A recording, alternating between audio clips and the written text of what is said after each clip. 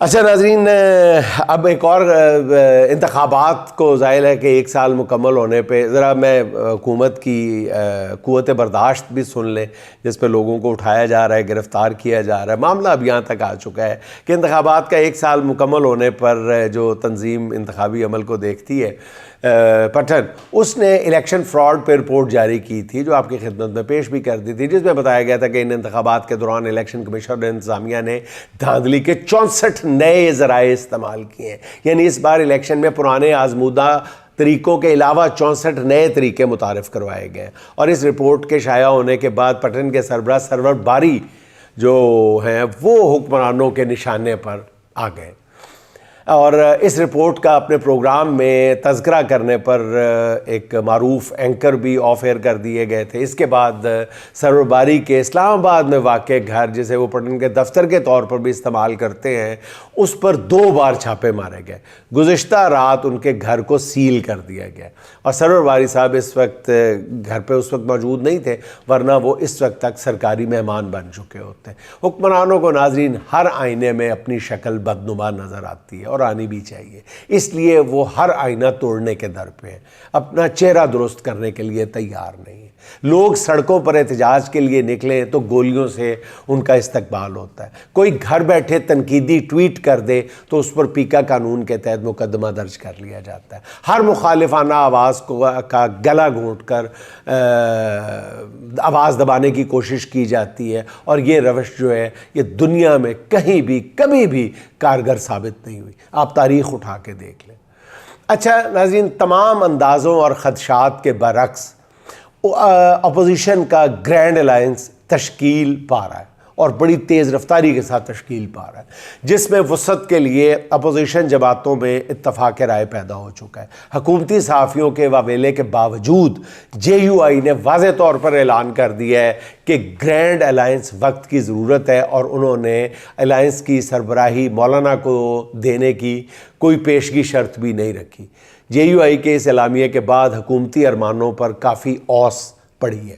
گزشتہ روز بھی اپوزیشن جماعتوں کے رہنماؤں کا اجلاس ہوا ہے، جس میں کچھ مزید معاملات طے پا گئے۔ اپوزیشن جماعتوں کا وفد آج 3 روزہ دورے پر کراچی گیا ہے، جہاں وہ GDA کے قائدین سے ملاقاتیں کریں گے، اور امکان یہ ہے کہ GDA بھی الائنس میں شامل ہونے کا اعلان پریس کانفرنس میں کرے گا۔ ویسے ناظرین، آپس کی بات ہے کہ اگر پوری GDA نہ بھی آئے، صرف GDA کی ایک رہنما محترمہ سائرہ بانو صاحبہ ہی الائنس میں شامل ہو جائیں تو وہ حکومت کو دن میں تارے دکھانے کے لیے کافی ہیں۔ وہ ایک آواز، ایک خاتون۔ ناظرین، اسی مہینے کے آخر میں اسلام آباد میں اپوزیشن جماعتوں کا 2 روزہ کنونشن منعقد ہو رہا ہے، جس میں ملک بھر سے اپوزیشن جماعتوں کے رہنما، وکلاء، صحافیوں اور سول سوسائٹی کے نمائندوں اور انسانی حقوق کے علمبرداروں کو شرکت کی دعوت دی جائے گی، بلکہ دی جا رہی ہے۔ اس سارے معاملے میں حکمرانوں کے لیے سب سے بری خبر یہی ہے کہ مولانا فضل الرحمان صاحب تاحال گرینڈ اپوزیشن الائنس میں شمولیت سے 1 انچ بھی پیچھے نہیں ہٹ رہے۔ باقی ڈاٹس میرے ناظرین خود کنیکٹ کر لیں۔ ناظرین، یہ خاکسار پہلے بھی اپنے ناظرین کو بتا چکا ہے کہ نون لیگ سرکار پینک کر چکی ہے، اور بری طرح پینک کر چکی ہے۔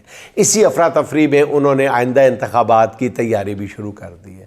نواز شریف خود وزیر اعلیٰ ہاؤس میں روزانہ ارکان اسمبلی سے ملاقاتیں کر رہے ہیں، یا ان کو کم از کم بٹھا کے ان کا چہرہ دکھایا جاتا ہے ساتھ۔ مریم نواز صاحبہ نے نارووال میں جلسی سے جس انتخابی مہم کا آغاز کیا، یہ نواز گروپ کا جلسہ تھا۔ آج شہباز گروپ نے DG خان میں جلسہ کیا ہے۔ اب پروٹوکول کے مطابق وزیر اعلیٰ مریم نواز صاحبہ کو وزیر اعظم کے ساتھ DG خان میں ہونا چاہیے تھا، مگر انہوں نے پروٹوکول کا بھی خیال نہیں کیا، کیونکہ وہ شہباز گروپ کے جلسے میں جانا نہیں چاہتی تھیں۔ اب وزیر اعظم نے DG خان میں یونیورسٹی کے ساتھ کینسر ہاسپٹل بنانے کا اعلان کر دیا۔ ناظرین، غور فرمائیں کہ نون لیگی قائدین یہ سمجھ بیٹھے ہیں کہ ہم کینسر ہسپتال نہیں، کینسر ہسپتال بناتے جائیں گے تو ہماری مقبولیت میں اضافہ ہوتا چلا جائے گا۔ کینسر ہسپتال انہوں نے سمجھ لیا ہے، اور آپ جانتے ہیں کہ کس وجہ سے یہ سمجھ لیا ہے۔ حضور والا، عمران خان اگر کینسر ہسپتال نہ بناتا تو بھی اتنا ہی مقبول ہوتا۔ ہاں اس کی مقبولیت میں اضافہ ضرور ہوا ہوگا، لیکن وہ آج اتنا ہی مقبول ہوتا اگر وہ شوکت خانم نہ بھی بناتا۔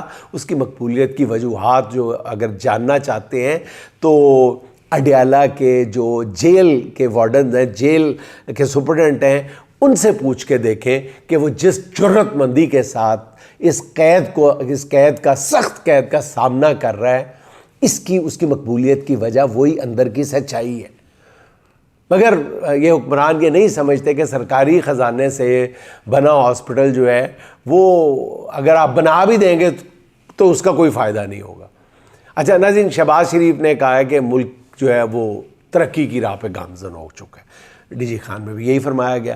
مگر شہباز حکومت کے معاشی ترقی کے دعووں کے برعکس ناظرین، مالی سال 2024-25 کی پہلی ششماہی کے دوران بڑی صنعتوں کی پیداوار میں 1.87% مزید کمی ریکارڈ کی گئی ہے، نیچے سے نیچے آتی جا رہی۔ اور اس حوالے سے خبر یہ ہے کہ گزشتہ کچھ عرصے میں 25,000 پاکستانیوں نے دوسرے ملکوں میں نیشنلٹی حاصل کی ہے، گئے نہیں، نیشنلٹیز حاصل کی ہیں۔ ذرائع کے مطابق بزنس امیگرنٹ کے طور پہ حاصل کی گئی اس نیشنلٹی کی وجہ سے $14 ارب پاکستان سے باہر منتقل ہو گئے۔ اسلام آباد کے علاقے F6 F7 اور F8 میں تاریخ میں کبھی اتنے گھر برائے فروخت نہیں تھے جتنے آج ہیں، کیونکہ لوگ گھر بیچ کر بیرون ملک منتخب ہو رہے ہیں۔ ناظرین، یہ بہت ہی تکلیف دہ صورتحال ہے، اور اس ملک کے رہنے والے یہاں اپنے مستقبل سے اس قدر مایوس ہیں۔ ان حالات میں کون باہر سے آ کے یہاں سرمایہ کاری کرے گا؟ یہاں کے تو نوجوان ایک دن یہاں مزید رکنے کے لیے تیار نہیں ہے، اور اس کا اظہار جو ہے وہ مختلف طریقوں سے، مختلف انداز سے آپ کے سامنے آ رہا ہے۔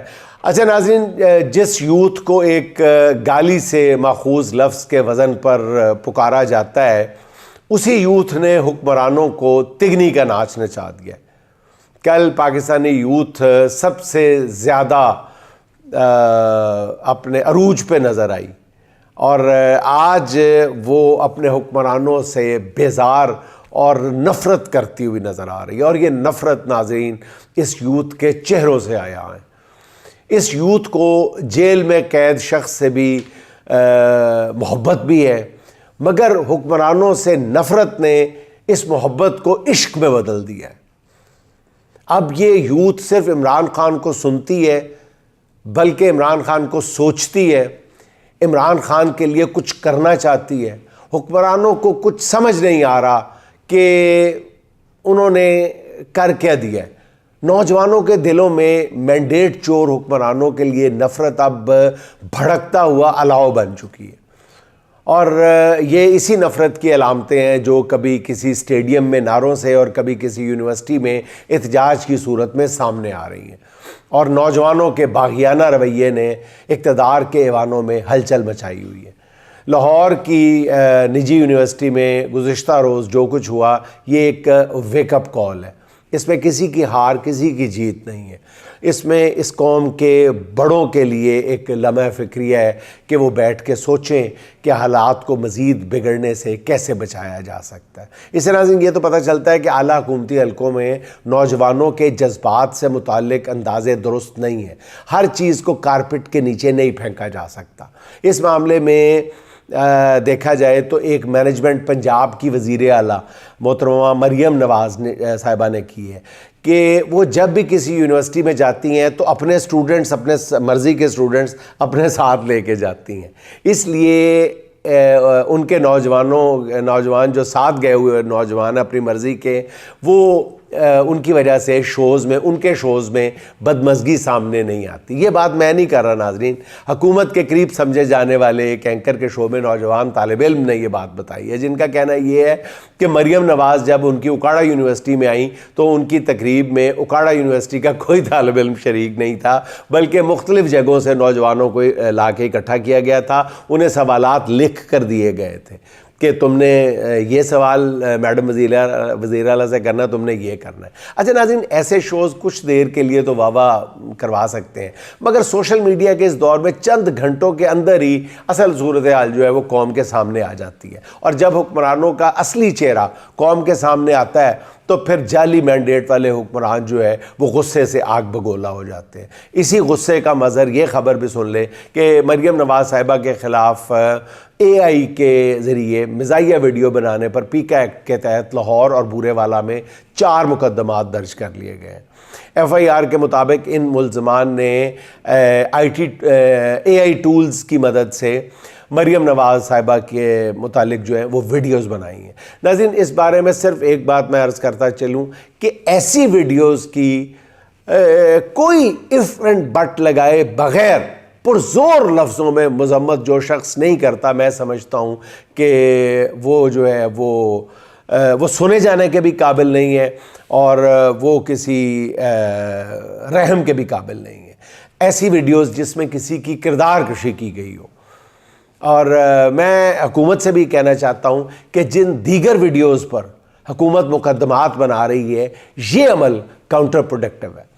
مقدمات کے خوف سے ملک کے اندر تو لوگوں کو کسی حد تک روکا جا سکتا ہے، لیکن جو 1 کروڑ سے زائد پاکستانی ملک سے باہر موجود ہیں ان کا ہاتھ کیسے روکا جائے گا؟ اس لیے بہتر یہی ہے کہ حقیقت کا سامنا کیا جائے، ادراک کیا جائے اور مینڈیٹ حقیقی وارثوں کو واپس کرنے کا حوصلہ پیدا کیا جائے، اس کی کوئی تدبیر نکالی جائے۔